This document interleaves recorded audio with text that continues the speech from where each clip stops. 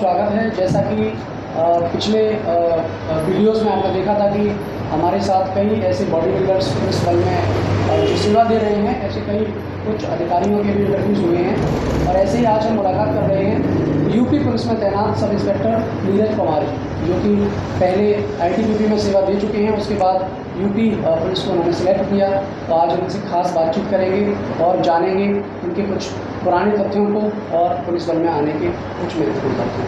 तो नमस्कार नीरज जी, आपका बहुत बहुत स्वागत है हमारे चैनल में। सबसे पहले मैं ये जानना चाहूँगा कि पुराना आपका इतिहास जब हमने देखा तो आईटीबीपी में आप तैनात थे, उसके बाद यूपी पुलिस में आना आपका, तो ये किस प्रकार मतलब? सबसे पहले तो मैं आप लोगों का धन्यवाद देना चाहूँगा कि आप लोगों ने मुझे यहाँ बुलाया और मुझे अपनी बातें रखने का मौका दिया। तो शुरुआत हुई थी 2009 से।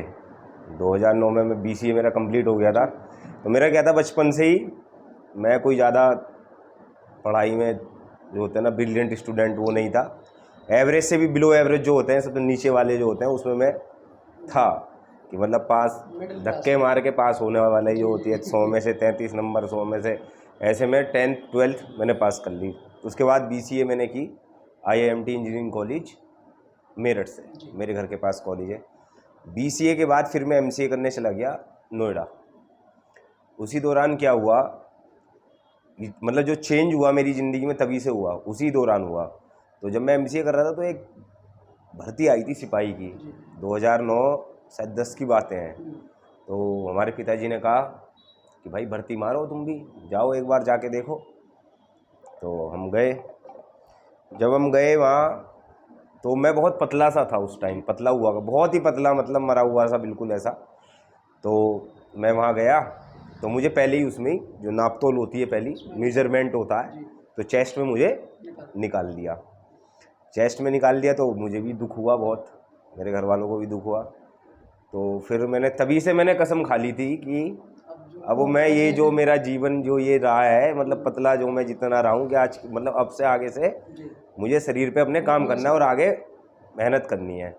तो तब से मैंने जिम स्टार्ट कर दिया, हल्का फुल्का, मतलब चले गए कभी कभार।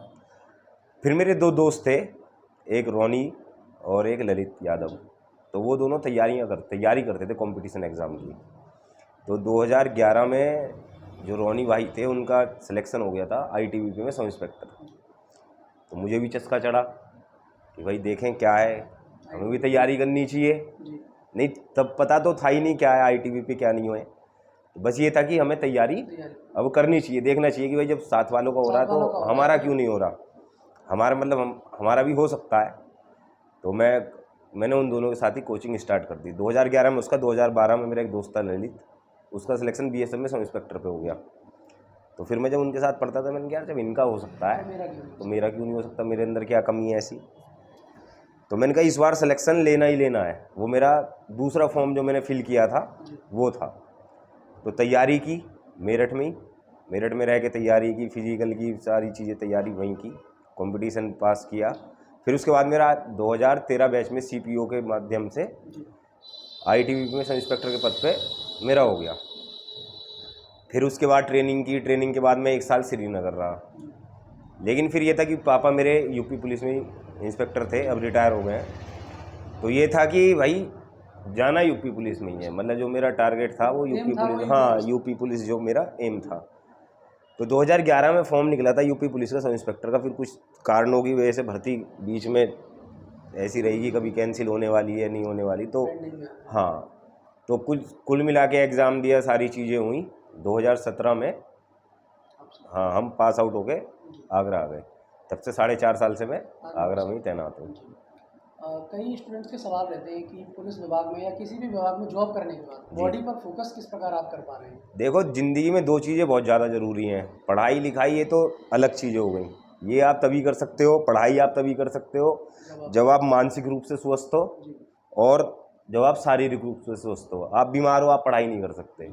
आपके दिमाग में टेंशन चल रही है, आप मानसिक रूप से हाँ किताब आप पढ़ रहे हो, आपका दिमाग कहीं हो रहा है, आप पढ़ाई नहीं कर पाओगे। तो इसलिए मानसिक और शारीरिक रूप से मजबूत होना बहुत ज़रूरी है। तो बॉडी बिल्डिंग का फिर मुझे ऐसा चढ़ा कि जब मैंने बताया था, जब मुझे 2009 में सिपाही की भर्ती से बाहर कर दिया था, तो उसके बाद ऐसा चेंज आया जीवन में। हाँ जुनून क्या, वो आज तक है, करता हूँ, मतलब रोज़ आधा घंटा 1 घंटा अपने लिए निकालता हूँ और निकाल सकता है कोई नहीं, मतलब मैं कहूँ मैं ही निकाल लूँ, कोई भी आदमी निकाल सकता है। सचिन तेंदुलकर इंडिया में काफ़ी फेमस है बॉडी जी बिल्डिंग जी के जी। मामले में, लेकिन उनके बाद अगर किसी से चर्चा में रखते हैं तो लोग आपके न्यूज़पेपर वगैरह में कटिंग देखते हैं तो उनके बाद आपका ही नाम लेते हैं।